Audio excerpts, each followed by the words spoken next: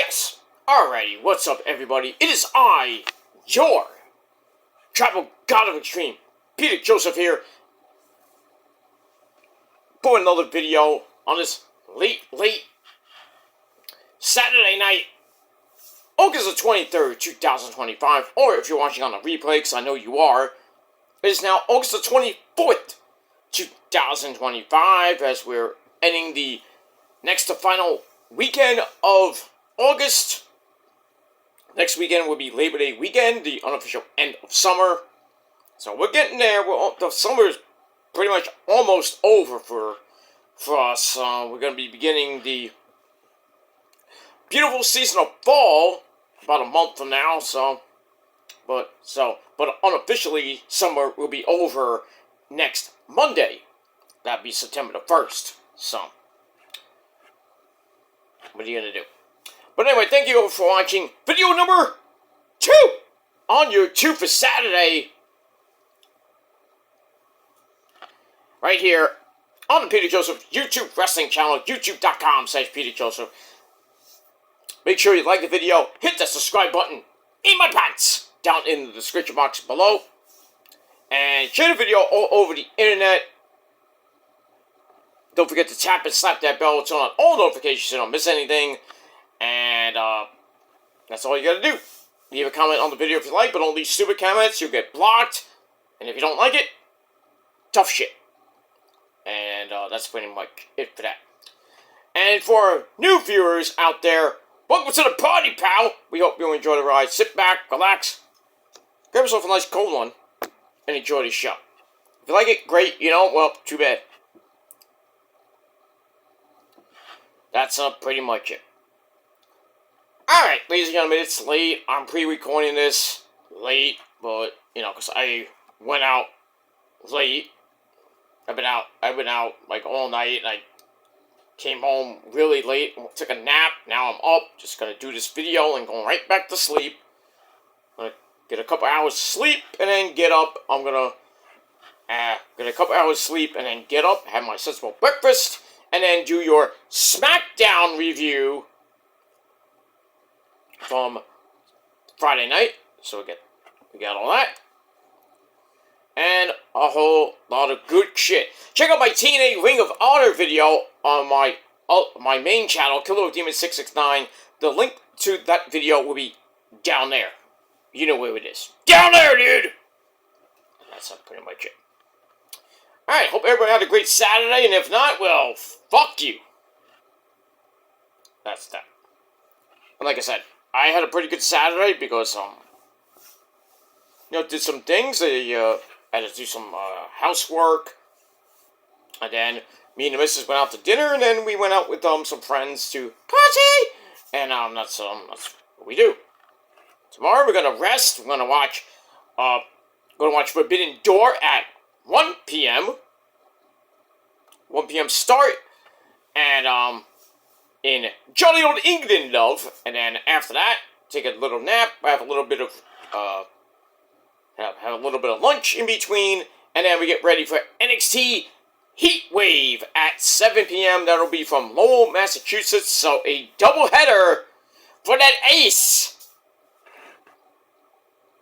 Tomorrow, later today, pretty much. If you're watching us later, whenever you're watching this, later. But we got that. And, yeah, pretty much that's it. Final weekend of preseason football. Hey, the Niners win. It's a win. It's okay. 30-23 at home against the Chargers.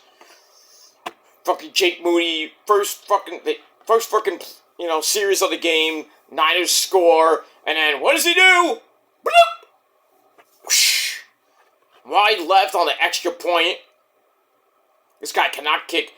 He can kick a 59-yard field goal when it counts, but when during the game, he can't kick shit. I hope they get rid of him. If not during the season, because I'm really nervous about him this season. I mean, he cost the Niners so many games last season, and everyone wanted his head on a silver platter. And it felt that way the last couple preseason games, especially the second one, where he missed a couple of them, and then, you know, he's like, okay, I'm going to keep my job. 59-yard field goal to win the game against our haters.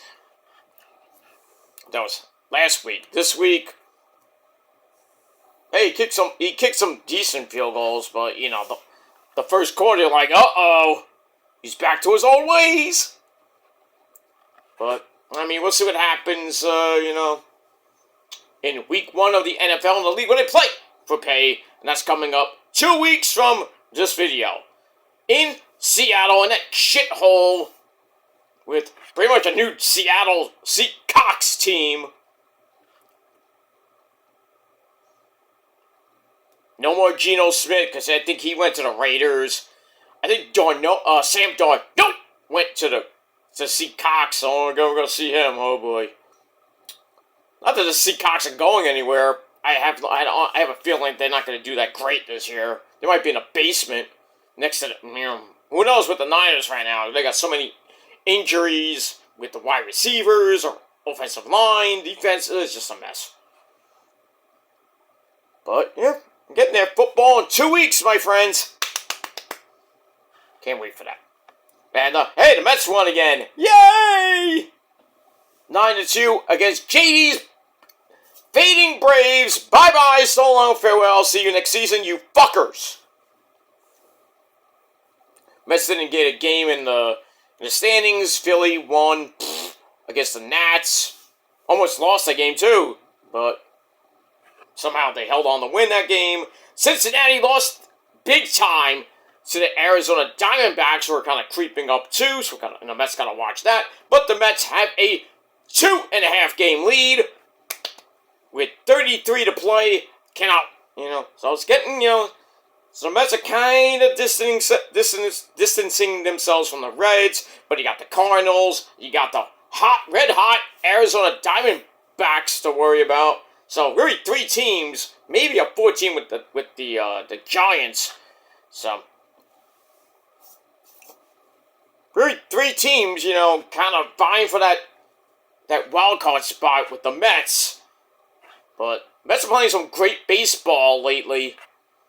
You know, coming off that horrible 2 out of 3 games, losing to the Nationals. They lost 2 or 3, which just boggled my mind. Now they're going to Orlando. They're about to sweep them tomorrow with David Peterson, who pitched a gem on last Tuesday against the Nats. 8 innings, just amazing start. And then we'll see what happens with him. Frankie Montas is out for the season. Might be getting Tommy John surgery. That means a year and a half. So he's out the rest of this season, all of next season, and probably all 2027. So, bye-bye. You know, nice. Thanks for coming. And that's pretty much it. And the Yankees got spanked. 12-1 by the Red Sox. And later tomorrow night, the finale of that 4-game series. And, see if the Yankees can salvage a game. But right now, they are 1.5 games back on the first wild card. They're tied with Seattle for the second and third wild card.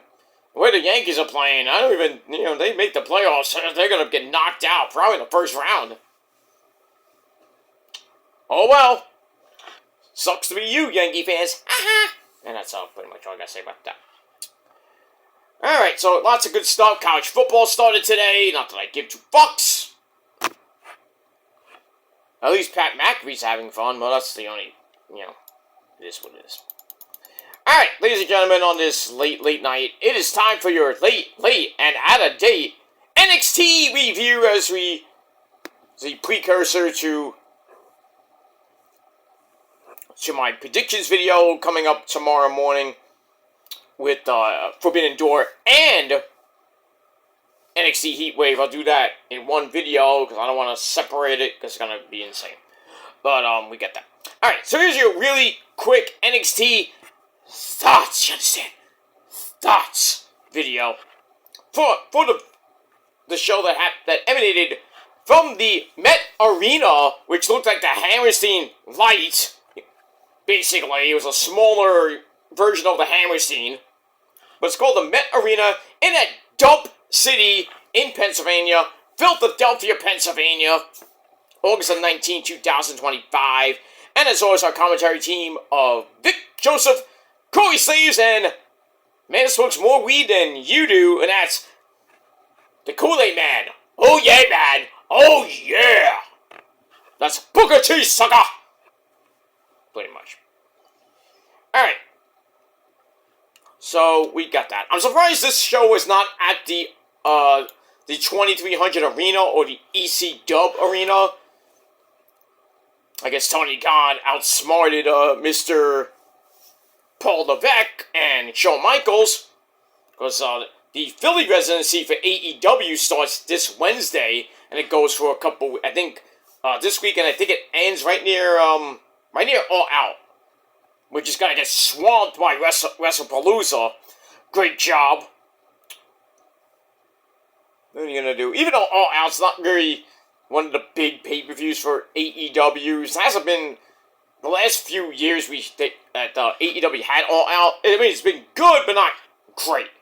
But now WWE's like, all right, we're going to counter that with the first ever WrestlePalooza event in Indy, which is a main roster pay-per-view, which could be good, could be bad. We won't even know any matches yet, because we got Clash in Paris next Sunday.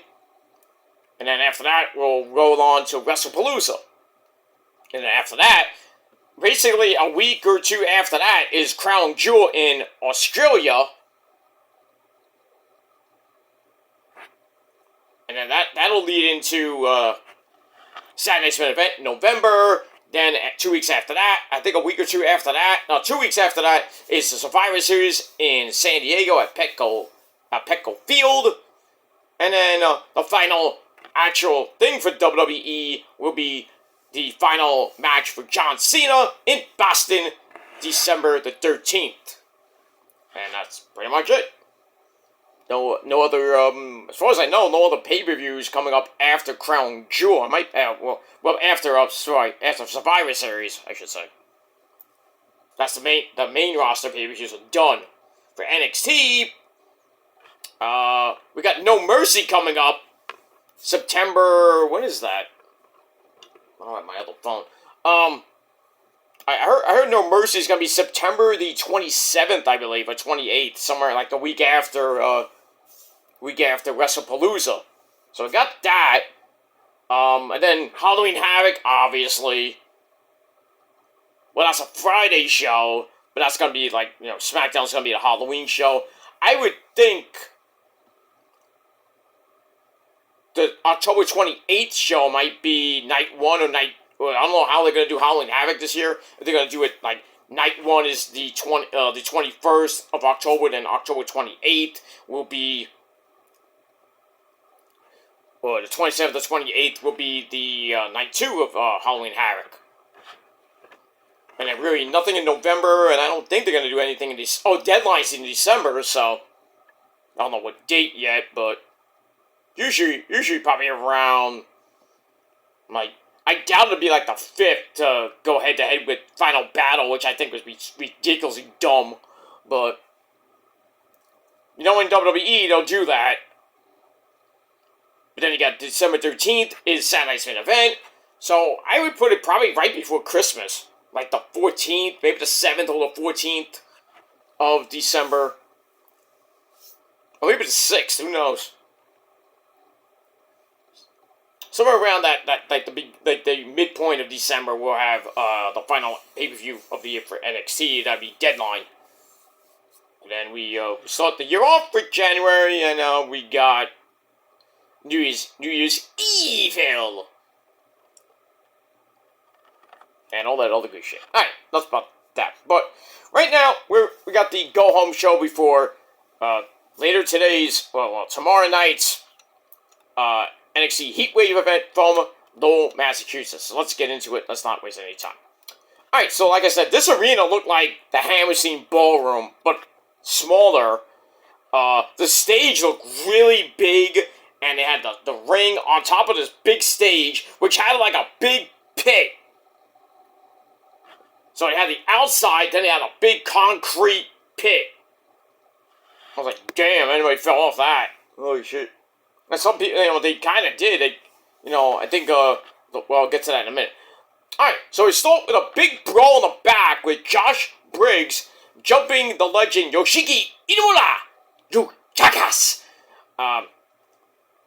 Which leads us to our first official match of the evening, a Philly street fight between these two men. They went at it, and Briggs was wearing his Smoking Skull gear, which I thought was nice. He was beating him up, and then Inamura was just getting his butt handed to him, and then Briggs got thrown into the ring steps. Ow! Then he brings in a baseball bat, but not just any baseball bat. It had the Phillies logo on it. I guess Briggs is a Phillies fan. And all the crowd's like, yay, Phillies! But there were Met fans in that crowd. I bet you nothing. Because when ECW always goes to the ECW arena, there's people from New York coming in to see that show. Like, oh, Philly sucks dick! Usually when ECW's at the Elks Lodge in Queens, New York City, we really give it to Philly. Like, Philly sucks dick, because Philly's always been New York's bitch for so long. Even though now the Eagles basically own the Jets and the Giants. Who cares about that? Flyers suck. Penguins haven't done shit in a couple of years. Rangers own them too anyway. And pretty much New York, the Knicks kind of sort of own the 76ers, even though the 76ers kind of like walloped them one year.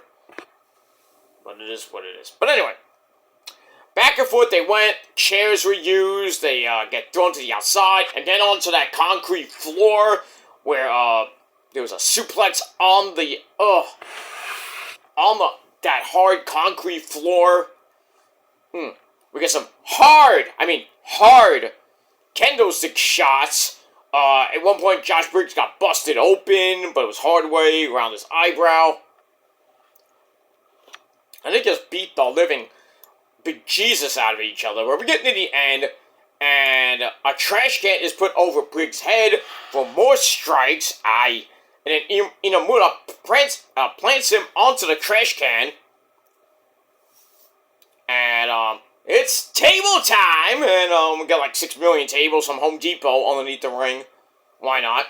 Then a top rope splash through that table gives Inamura a near fall.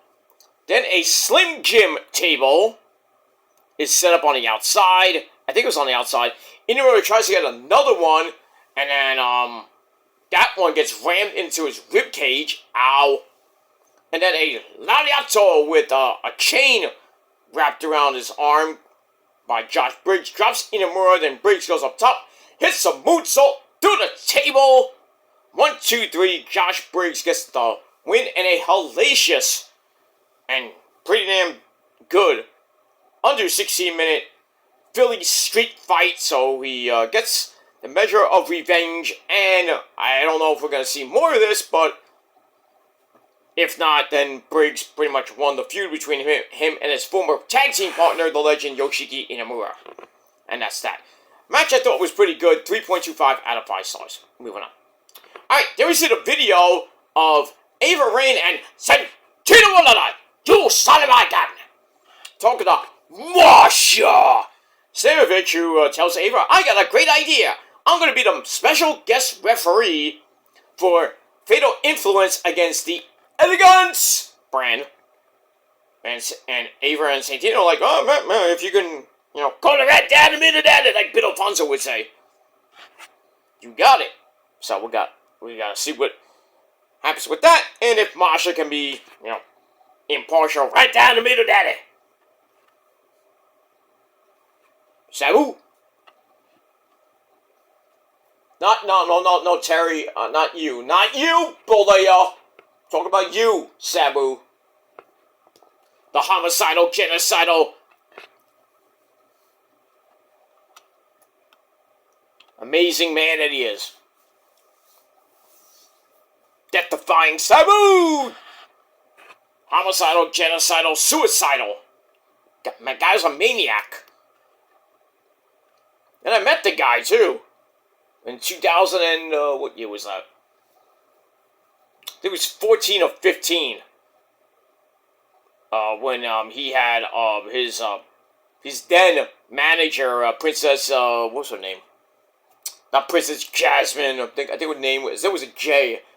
It was Princess Janine, I believe, who got her, got her leg amputated, and after that, she was dead after that. But I met Sabu, great guy. He had a hellacious match, but a hardcore match with my good buddy Joe Attell in Fighting Spirit Wrestling FSW way back in 2015. It was one of those like less hardcore matches, but went through tables and blah blah blah. The State Athletic Commission is always around. I'm like, fuck you. Let them bleed. But still, good match. Obviously, obviously Sabu won the match. The one thing about that match, me and my friends were chanting EC Dub, and one of the FSW wrestlers like, hey, you can't do that. You're in our territory. You're in our federation. And we're like, wait a minute, what are you talking about? We're giving him, his flowers because he, is an EC Dub legend. I mean, come on now. I don't know. I still don't understand to this day why that wrestler started giving us trouble for chanting EC Dub.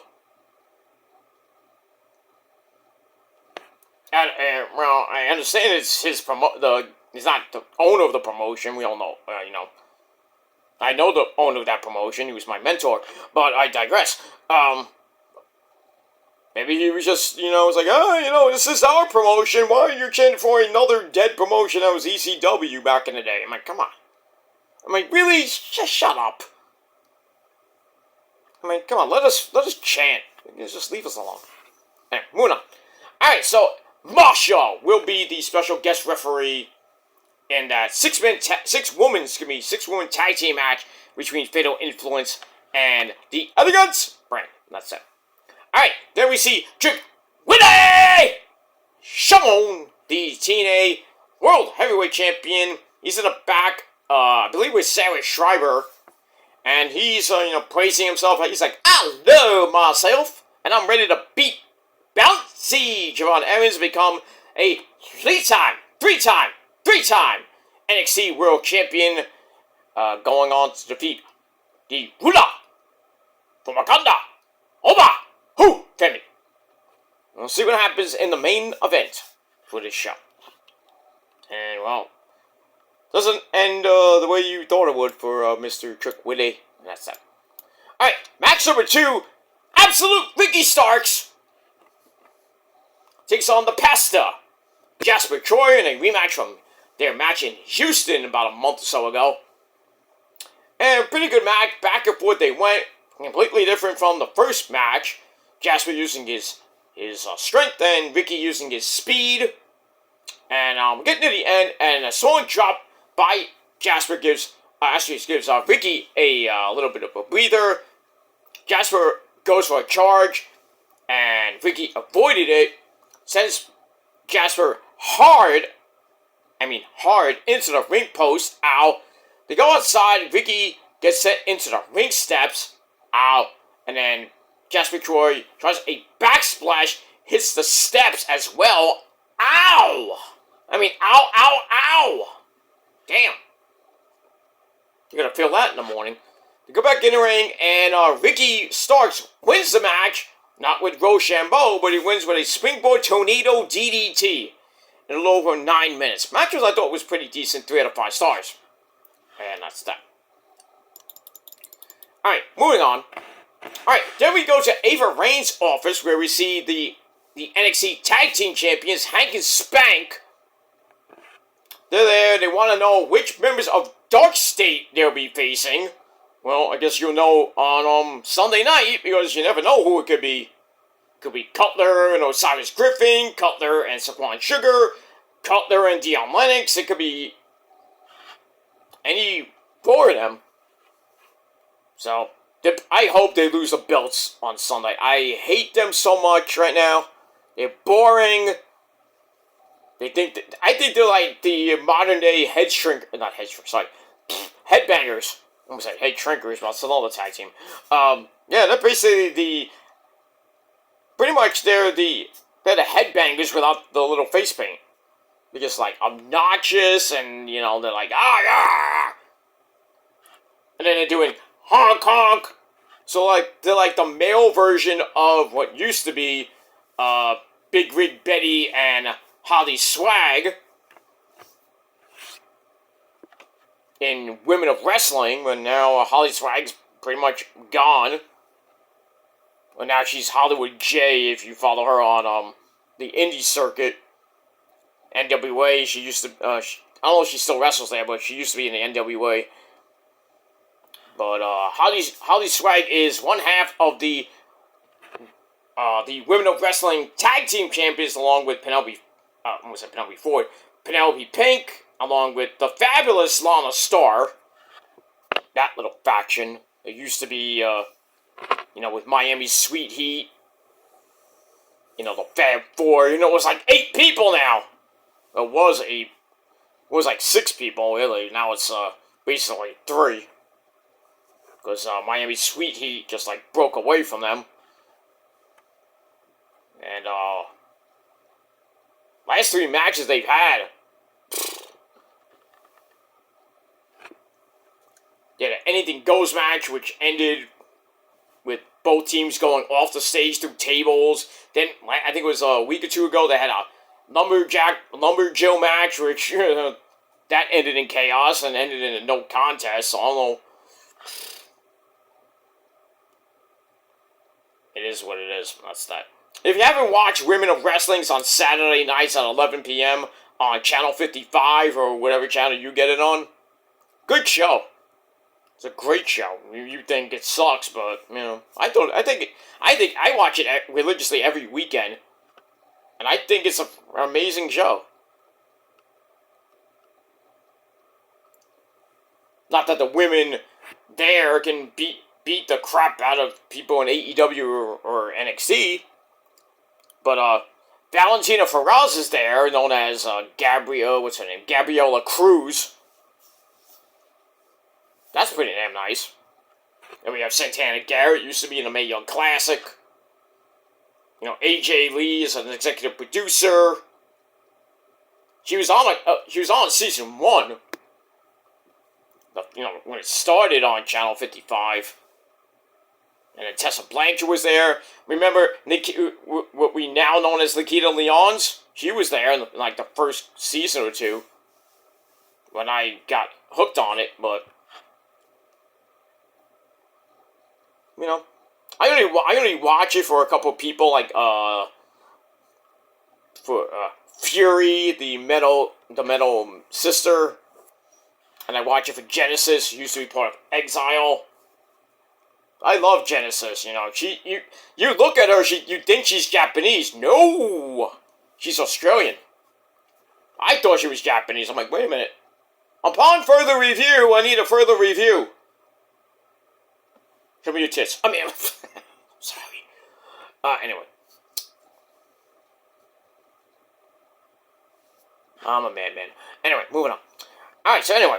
So, Hank and Spank want to know which members of Darksteel they'll face, but then, George the Iceman, the personal concierge, brings in all of the Elegance brand. We have Dana Brooke, Heather by Elegance, and M by Elegance. That's, I forgot what her actual name is. I think it's, Maggie, Maggie, something. Her name is Maggie. It's like, Maggie by Elegance, and Heather by Elegance, and Dana Brooke by Elegance. They all come in, and George the Iceman complains about Masha being the guest referee. So then, guess who comes in?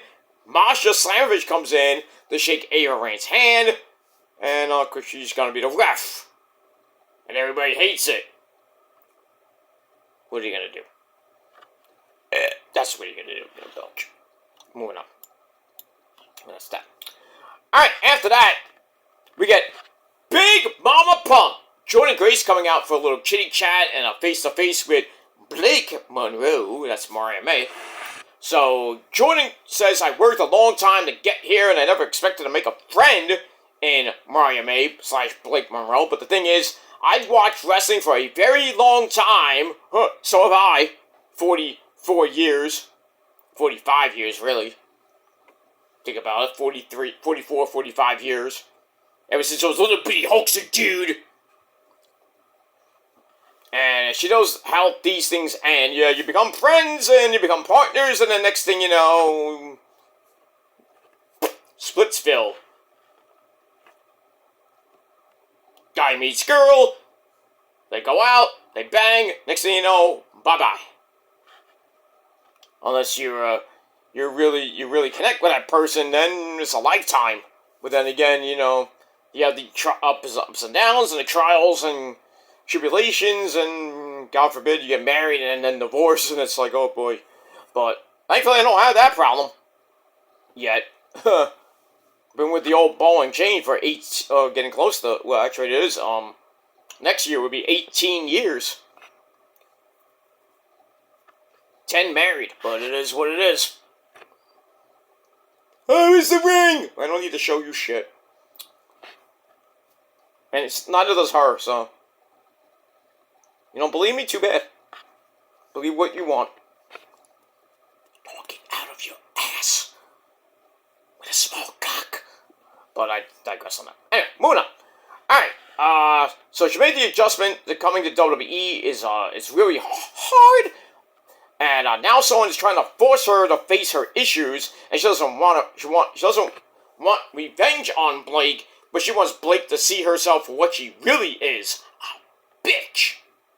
Pretty much. Alright, so then Blake Monroe comes out with, like, 4 security guards from Walmart. So she tells Jordan that she wants her to see the truth, and she has she drew up a contract saying if Jordan touches her before Heat Wave, it's like 5 days away at the time. You know, it's Wednesday, Thursday, Friday, Saturday, Sunday, 5 days away. It's like, Jordan, if you touch me, you know, between now and Sunday, the match is off. And then Jordan says, well, this is where you're wrong, because you were ringside at Evolution while I was in the ring, and then you cost me the match with Jacy Jayne for the NXT Women's title. And basically, Jordan calls Blake a jealous snake, and that pretty much sets Blake off, calling Grace a jealous impersonator. Yikes. And then Jordan's like about to go after her, and Monroe's like, security! Like security's gonna do anything. So Jordan beats the crap out of all the security guards. You know that was coming. Then she grabs Blake's wrist. I thought she was gonna break her wrist. And doesn't that violate the contract? Basically, so I guess not. But, so Jordan promises to show Blake what ugly really is.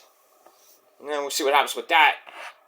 Sunday night on the program, I think Blake will win. I just have a feeling she'll be sneaky, and she'll get like one of those, I was like, you know, one of those wins. She probably gets, like, she cheats to win, some shit like that. Moving on. Alright, Fatal Influence is warming up in the back. We have Jacy Jayne, the NXT and TNA Women's Champion, along with Fallon Don't Call Her the Dawn Henley, and my girl, Jasmine Nix. So they're warming up, and then I don't know if she's part of the group, but she's one of their a friend of theirs, or just, she's been hanging out with them too long. Lainey Reed from Evolve, she comes in and wishes them luck. Then we see Del Ruka, that's Sol Ruka, the Women's North American Champion, and yeah, the Speed Champion. I thought Speed ended. Why does she still have the belt? Makes no sense. Anyway, so they come in and say that Jacy is losing her Knockouts title on Sunday. I hope. We'll see. And then Lainey Reed says, well, at least Jacy defends both of her titles. Ooh, that might have been a diss for the Speed title. And then Sol Lucas says, well, I have the need for speed. Zarya's like, no, yes, no, yes, no, yes. I'm like, shut up. Like, what was this segment? Oh, well, yeah, Lainey Reed comes in and is like, oh, good luck, girls. And then she starts a little thing with Sol Lucas, like, oh, I need the, I think JC defends both belts. When have you defended the speed title last? Or the North American title? Yeah, she has a point, but like I said, is speed still a thing? I heard it ended. Why does she still have the belt? She's just carrying it for decoration, I guess. Oh, look, I got 2 belts, and I got the second belt I don't even have to defend anymore. I'm like, I would have went up to her and was like, did Speed get canceled? Why do you have the belt? Just there for decoration, huh? Anyway, let me get that. Alright, then your boy is Bouncy is all ready to beat Trick Willie to get to his coveted NXT title shot, his one-on-one title shot against Obahu Femi. And we get that. Alright, match number 3, Fatal Influence taking on the Elegance brand with Masha Slamovic as the guest referee. And, she did good until there was some chicanery near the end, and a middle rope backsplash gets a near fall on M, and a double flipping face plant puts that on again, and then Maggie's back up with a super kick, and then Ash's top rope double stomp connects for a near fall, and then all 6 women are in the ring. I think it was JC was down on the mat, and Ash hits rarefied air, and then Masha's kind of like all confused as everybody's going completely nuts, and the freaking crowd's like, referee, do something, do something, and Masha's like, oh, 1, 2, and I think JC kicked out. And then, next thing you know, JC hits that wicked discus forearm on Ash, knocked Dana Brooke for a loop. Bing, bang, boom, Masha, reluctantly, 1, 2, 3. Fatal Influence gets the win in under 11 minutes. Match was meh. But after the match, the Elegance brand and Masha get into a big argument because Ash technically had the pin on the NXT and TNA Women's Champion. So they get into an argument, and then Fatal Influence, pretty much like, yeah, it's great. You guys fight. We're gonna go. We're gonna go to the back and just chill. So, we'll see what happens Sunday with JC defending the Knockouts title against Masha and Dana Brooke. A lot of people picking JC to retain. I wouldn't put it past JC to retain. She's had some big wins as of late. But, never say never. I'm picking Dana Brooke just because I think, it's just JC's time to get rid of that belt. But then again, they may be giving her a big push. And then, giving her, maybe a Athena run where she's, just beats everybody. But I think she'll lose it to probably Ash, who then, I don't even know where Ash my Elegance might lose it to. I'm hoping Rosemary, but, that's saying a lot. But it is what it is. Oh, by the way, I know it's coming up. It's coming up on, I believe, the third, I think it's the 3rd or the 4th year anniversary of the untimely passing of my girl Daphne. Shannon Spruill, we know her as Daphne. Dark Side of the Ring put out her episode on their was out now on Vice, and it's on their YouTube channel, on the Vice YouTube channel. I actually watched 20 something minutes of it. I couldn't get through it. I could not get through it. Tears rolling down my face, and I said this before in the last couple of videos I've done about Shannon and about Daphne. that she meant so much to me and so much to a lot of the women's wrestling and everything. But I still remember the day that freaking General Jerry got, the great man that he is, big ups to Jerry, he hit me up on Facebook, messaged me on Facebook and says, hey, guess who died? I go, who? He goes, Daffney. I'm like, what? I was like, what are you talking about? He says, look at, and he sent me a link, like a link to the actual story, and I go, how? I was talking to her the night before on Instagram, when she did her live show, and then we all remember what happened during the live show. She was like going crazy, and she left the live stream, and we're telling her, hey, go to the hospital, and the next thing you know, her mother, we found out, the next day she was dead because she committed suicide. The Hana Kimura effect. And when Jerry told me, and I looked it up, because you gotta look it up, because, I thought it was a joke. I was like, I almost yelled at Jerry, I was like, why are you sending me this as a joke? But he's like, no, it's real. I was like, alright. So I looked it up, and it's real. And then I was like, damn, really? Crap.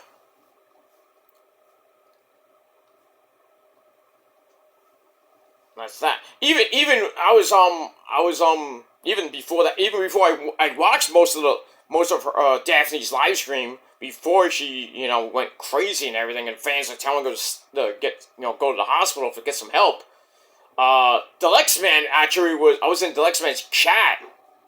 I think he was doing a SmackDown review. I forgot, but I was in one of his videos, and I'm in the chat, and the next thing you know, I see prayers for Daphne, all down. I'm like, what the hell? I'm like, what the? And then I even think Deluxeman was like, what's going on with Daphne? So somebody said, go to her Instagram page. So I went to the Instagram page, and people she's like crying and everything. She's like, I need help, She's crying up a storm. I thought she was going to go to her mom's house.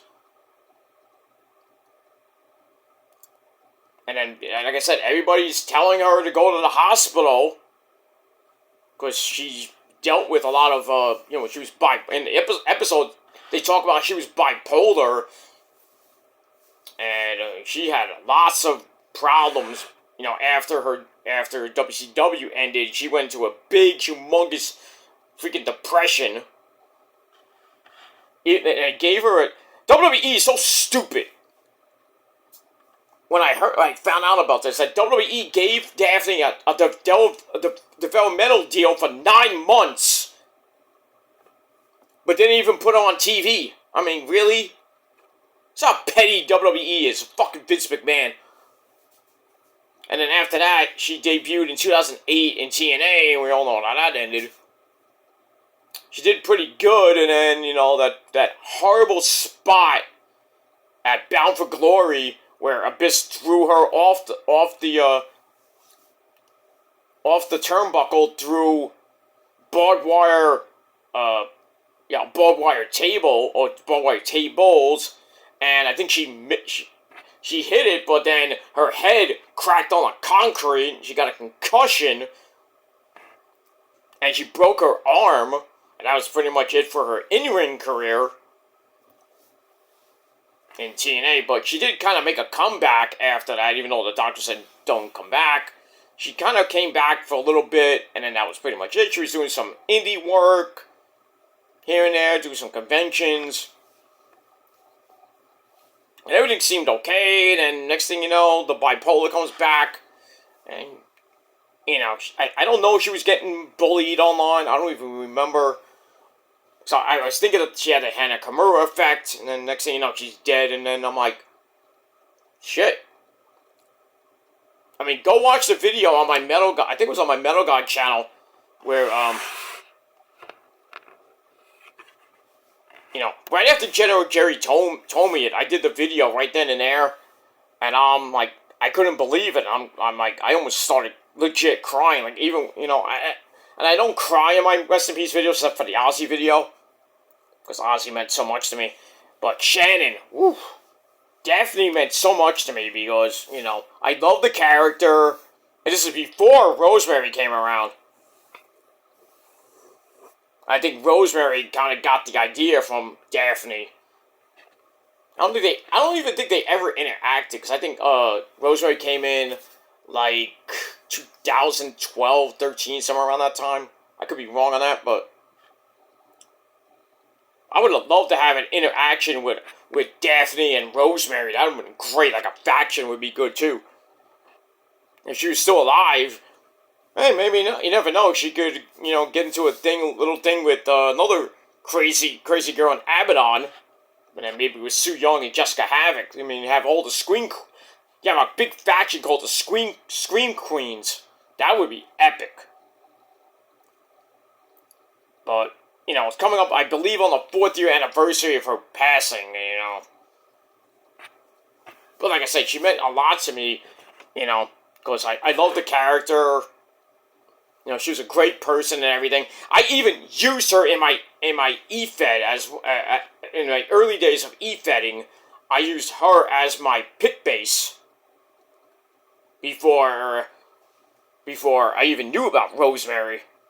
But now then I use Rosemary, and then near the end of my E-Fed career, I used that we all know as Velvet Sky. So. But I went back because I was like, yeah, Valley Sky is, not Valley Sky, sorry. That's the character. I was using Velvet Sky as my lover / wife / valet, but then I was like, meh. So I used Maria Brink as my Maria Brink, and then like incarnations of Maria Brink, because I made up a storyline where Maria gets injected with something, and we get 6,000 clones, and I didn't, like, all of them are banging me, and like, I gotta get rid of them, half of them. So I gave you half of them to like the whole XWF roster was like, here, go ahead. And half of them were like, woo, except for the real one, of course. But then, like I said, near the end of my XWF career, I went back to Rosemary. So, yeah, I kind of went to Rosemary. I wanted to go back to Daphne near the end of it, but it is what it is. But if you haven't watched Dark Side of the Ring, not the Rosemary episode, the Daphne episode, bring some Kleenex, bring some tissues, because it's a tearjerker. I don't know if I'm going to be able to finish it. I watched 25 minutes of it. It's like an hour fucking long thing. That's without the commercials, of course. And there's some ads, but in there, but it is what it is. That's on the Vice TV YouTube channel. So, sorry about that. Getting a little bit choked up. So, but watch it, and like I said, bring some Kleenex, because it's just a tearjerker. And you thought Owen Hart was tearjerking with the Eddie Guerrero one, even the Brian Pillman one. Those were tearjerkers, but Daphne's one is just hard to get through. Hard. We see Taylor. I'm gonna say Taylor Hendricks. Taylor Wilde was in it. Amanda Rodriguez. A few other wrestlers were in it. I didn't even know this, that she dated Caleb Conley, which used to be in TNA for a little bit. Well, not during that time, I don't believe.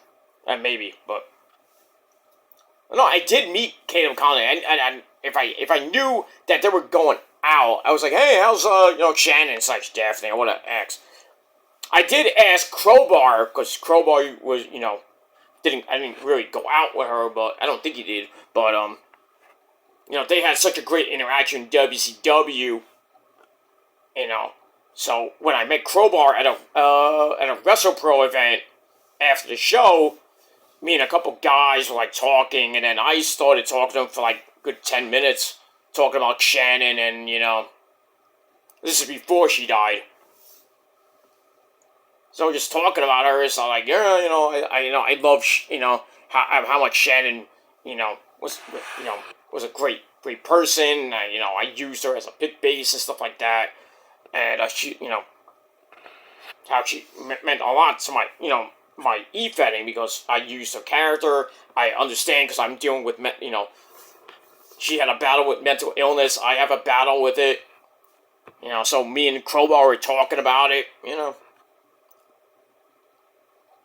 I even talked about it with Victoria, and I almost freaking, cried right in front of her. I didn't want to be a pussy about it, but Victoria gave me probably one of the best hugs I've ever had. From a person point of view and a wrestler's point of view.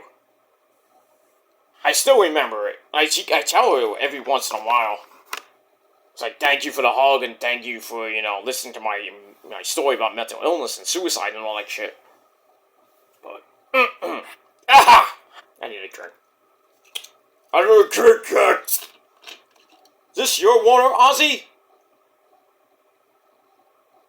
What?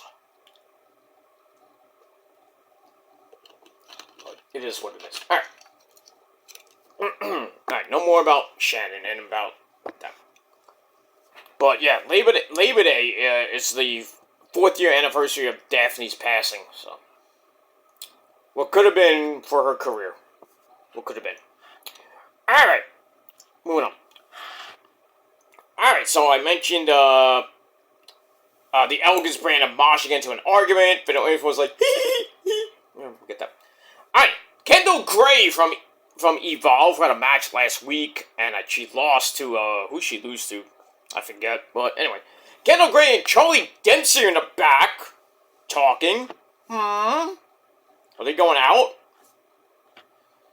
Well, maybe Kendall Gray's making Maddie Winkowski a little bit jelly. I don't know. But anyway, they're talking in the back, and Charlie Dempsey tries to offer her some armbar advice. Right. He's trying to get in her pants, obviously. Maddie comes in and reminds Charlie of Kendall Gray's college wrestling background. We don't know that, if you follow her career. And then the Cuckling come in, Sean Spears, Nico, the crazy girl Tatum Paxley. Nice little, does a nice tribute to Daphne. Not as great as Daphne, but decent. And then Bookie Hogan 2.0. That's Izzy Dane. They all come in, and basically they decide there is no saving Charlie Dempsey and Maddie. Sorry, Catch Point 3.1. So it's like, there's no saving you guys, so we're gonna get out of here. So then they're like, huh? What? And then like, oh. So I don't know what that situation is. I care less. Moving on. Alright, then we go to the, I don't know, this segment was so boring. We had the USA-Canada Peace Treaty. They should have just been Trump and would have been Justin Trudeau, but now he's gone, thank the Lord. Yeah, Canada, you got a new Prime Minister. Good luck with that. But anyway. Alright, so we got Chelsea Green and the Canadian North American champion Ethan Page, or Ego, and the Secret Hurt This, Piper Niven and Alba Fire. They all come out, and to get rid of the table, why not, because we're in Philly. And the fans are like, no, we want table! Alright, then the Americans, Tavion Heights and the LRG Season 1 winner, Tyra May Steele, come out. So they start, Paige and Chelsea Green start talking about the issues, if you will. Say, we're here to share our opinions and settle our issues. He praises Tavion for, winning a goddamn Olympic medal, but he says, Tavion sees opportunity when looking at him, but you're in our world, there is only gold. But Tavion talks about all the times he's been close to being out, and how blessed he's been. He's blessed he has been by the athletic gods. And then Chelsea Green gets all like, excuse me, like little Vicky Guerrero ese, excuse me, and accuses the Americans of being rude. You think? When they're in the ring with superior athletes. And then Tyra May Steele says, "We speak our mind here in Philly." And Chelsea needs to shut up. So then she brags about her gold medal and says it represents the best. And she can take anyone down anytime, anywhere. So they're all ready to fight. And then Ava Raine comes out, and I'm like, yup, we're getting a mixed tag team match at the pay-per-view, right? Pretty much. So we got a mixed tag team match.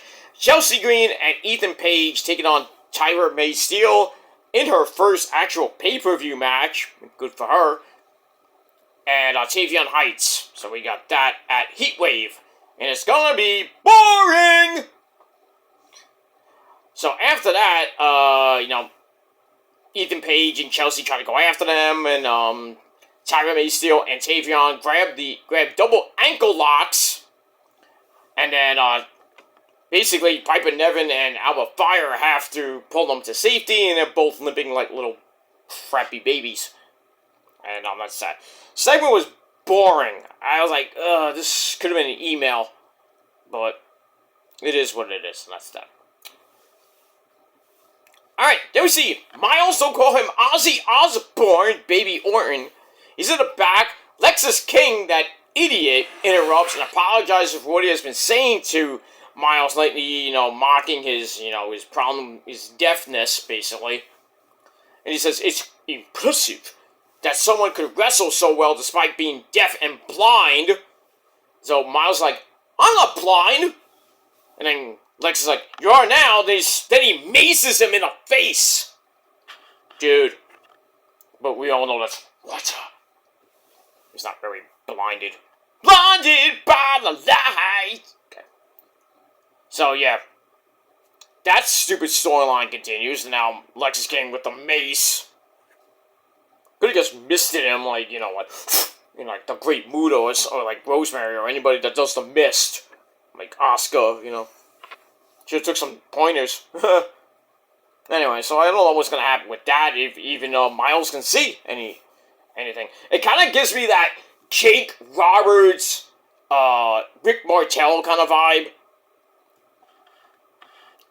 Remember how Rick Martel and Jake Roberts were feuding, and then I think it was in a match, or I forget where it was, but then Rick the Model Martel sprayed elegance in the eyes of Jake Roberts and legit blinded him, and Jake had that like weary, creepy eye. I thought it was a contact. It probably was a contact. Who knows? And then they had that. What was, I think it was what WrestleMania was that? WrestleMania 8, I believe. No, not 8. I think it was 7. That blindfold match, the first ever blindfold match in WWE. Thankfully, they only did one more, and that sucked too. Elegance! Rick Martel has to get into the Hall of Fame next year, or soon. Don't even get me started with the Hall of Fame. Right, we got that. Moving on. Alright, then we go to the ladies' locker room. We have the beautiful Kehlani Jordan, that's Miss Him. Carmelo's hot girlfriend and pretty much wife-to-be. And Lola Faisese. Oh, yes, Puerto Ricana. Alright, they're in the back. They talk about working out. I'd like to work both of them out. Anyway, and then another girl I like to work out. That's Trick Willie's girlfriend. Nice legend. She comes in looking great. She's not impressed. Not impressed with Daniel-san. Not impressed. So she's not impressed with them and says, I'm the bigger threat to the women's title than anyone, including you two, and, well, actually, including Kehlani and Jada Parker. So then at Heatwave, we got a match with Lash Legend, Kehlani Jordan, and Lola Vice. I'm like, okay, why didn't Jada Parker get into this match? We get a fatal 4-way.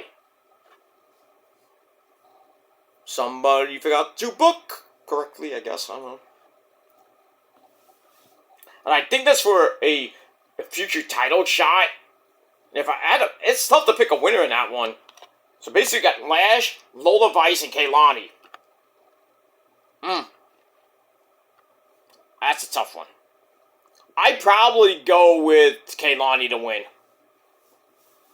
But it's kind of a toss-up between, toss-up. Yeah, you know what I mean? Toss-up, toss my salad. Those ladies can toss my salad any day of the week. But twice on Sunday. But I'm probably going to pick Kaylani to get the win. But I wouldn't be mad if Lola won or Lash won. So I wouldn't be mad who wins this match. That match. But I'm going to probably go with Kaylani to win. And that's that. We move on. But I think Jada Parker will probably get involved and maybe cost Lash the match. And then they start their feud. That's that. Alright. Ava Reigns in the back. And then Dark State interrupts. Brags about their success.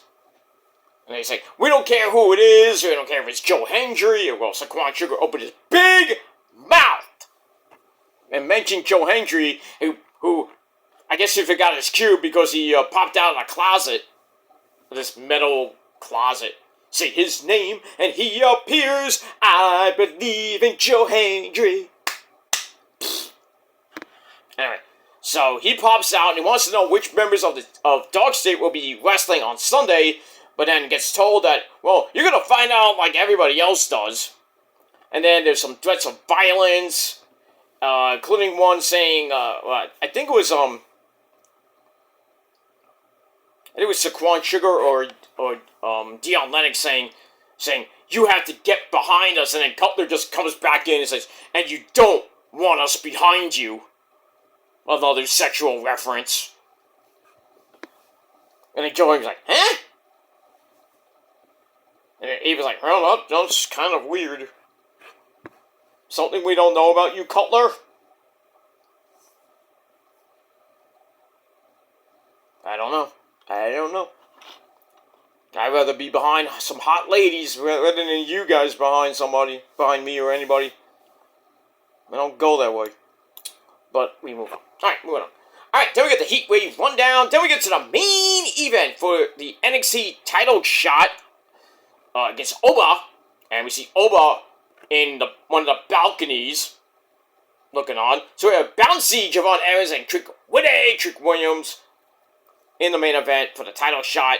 This match was crazy, lots of big flippy dippity doos.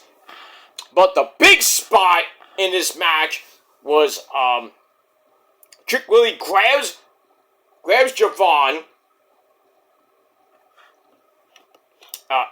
Javon goes to a springboard, and Trick Willie countered it and just launched him. I thought he was gonna go right through the announce table, but he went clear over the announce table, and an incredible spot. I mean, we just legit saw murder on live TV. I'm like, how did he fucking survive that?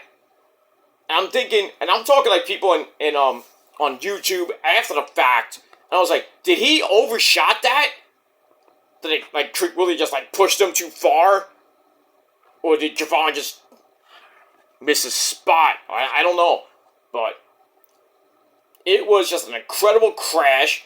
Freaking Corey Graves got knocked down, and then Vic Joe's like, are you okay, Corey? But you notice, when he got launched, Vic Joe's like, oh my god! And then Booker T is like, just like, oh my, oh yeah! I'm like, nobody caught him, so, Javon could have legit killed himself. Because there's nothing there to save him. He kind of hit the back part of the table, and then knocked right into Corey Graves and went down. You have to see it to believe it. It's just probably one of the craziest spots in NXT in the last couple months. It was just a crazy spot. But anyway, like I said, Javon somehow got up out of that. I'm like, any real man would have probably had a broken leg, a broken back, probably a broken elbow, broken arm, probably concussion. I mean, Javon finished the match. And then we get near the end. Mike Santana shows up in the balcony. And he just, like, sits there. And he's like, points. He's like, I'm gonna get you, motherfucker. Right? And pretty much distracts Trick Willie from hitting the trick shot. Because Oba was in that spot. And then we see Oba in the spot. And then next thing we know, we see Mike Santana in the same exact spot. And then that distraction let Javon hit a move that goes on top, hits a ghillie cutter, bang. Then he goes on top, hits that springboard ghillie cutter. 1, 2, 3, Javon Evans is going to Heat Wave to face one-on-one, finally for him, Oba Ferry. And then we see Oba holding up the belt. Javon's like, half dead. I think it'll be a good match, but I think Oba is gonna retain. But I won't be mad if Javon finally beats Oba and is like almost 200 day. I think he's held the belt for like 200 some days. I think almost a year, getting close to a year about for Oba. But I won't be mad if Javon wins, because if he does win, I have a feeling Oba's going up to the main roster anyway. But I think Oba might stay to the end of the year, and you never know, he might be a surprise entrant in the Royal Rumble. Although a certain guy named Jericho, I hope not, but if he is, then I would say he wins the Royal Rumble because he's never won the Royal Rumble or Money in the Bank, which he created. I was surprised he created the Money in the Bank match, but he was in a couple and never won it. What's up with that? That's that. Alright, guys. That's NXT. And that's pretty much it. Alright, I'm gonna get out of here. I'm going to bed. By the time this video is up, I'll probably be sleeping. But it is what it is. But I'll be back in a few hours with my Forbidden Door and Heatwave predictions on episode number 80 of The Shadows Lair. That's on my Shadows Lair channel. Check that out. Hit the bell on the channel. Subscribe to the channel as well. So the video will be up tomorrow, right before Forbidden Door. And then probably after Forbidden Door, we'll talk about SmackDown. In between the time we have between the end of Forbidden Door and the start of Heatwave. So we'll do that, and then after Heatwave, we'll do we'll do Forbidden Door after Heatwave goes off the air, and then probably sometime Monday. So I'm off the next for the first three. Pretty much I'm off all next week because actually I'm not, but because I do have some big meetings on. I have a big meeting on Wednesday. Don't know when that. I have a smaller meeting Monday or Tuesday, and I still haven't got anything about that. But my boss said keep a look-see to the email. So when I get that email, I have to go do the Zoom call. So, but it's not gonna be like, I'm gonna get an email at 5 o'clock to do the meeting. No, it's gonna be between like in the morning or the early afternoon. So I guess gonna check my email Monday or Tuesday. And then that's that. And then I gotta do some things on Monday afternoon. Got some errands to run. I have to watch Raw. I have to watch the replay of Raw. Because Raw is in England on Monday in Birmingham. And that's going to start at 3 p.m. If you have a VPN, you can watch that on Netflix via VPN. So I'm going to miss out on that. But I will be watching the replay, the Netflix replay in the States at 8 p.m. So I'm going to watch that. Probably do the Raw review Monday night. And then Tuesday, we still got the aftermath of Heatwave. Wednesday night, we got the aftermath of Forbidden Door. That starts the Philly residency for AEW, Dynamite, and Collision. Thursday we got the Ring of Honor Go Home show before Death Before Dishonor, and TNA is still rolling on until Bound for Glory. And then Friday we got SmackDown in Paris. That's gonna start at, I believe, 2 p.m., 2 or 3 p.m. So I will be watching that live on the VPN. And then I'll just watch the Friday night episode because I got nothing to do. So, watch that, and then, right after the USA feed of SmackDown, I'm gonna watch, I'll probably just watch, I'm not gonna watch the replay of SmackDown. I'm gonna watch Death Before Dishonor on Honor Club because I get it for free. So, probably do a review for Death Before Dishonor. I'm gonna do I'm thinking about doing a predictions video. Probably episode 81. I'll do Death Before Dishonor, and then this coming Saturday I'll do an episode 82, which will be my Clash of Paris review. Not review, predictions. And then we'll talk about Collision as well. Collision was on tonight. We'll talk about Collision probably Monday morning, early Monday afternoon, or late Monday night. But that video will come your way a little bit later. It wasn't a bad show tonight. I did watch most of it.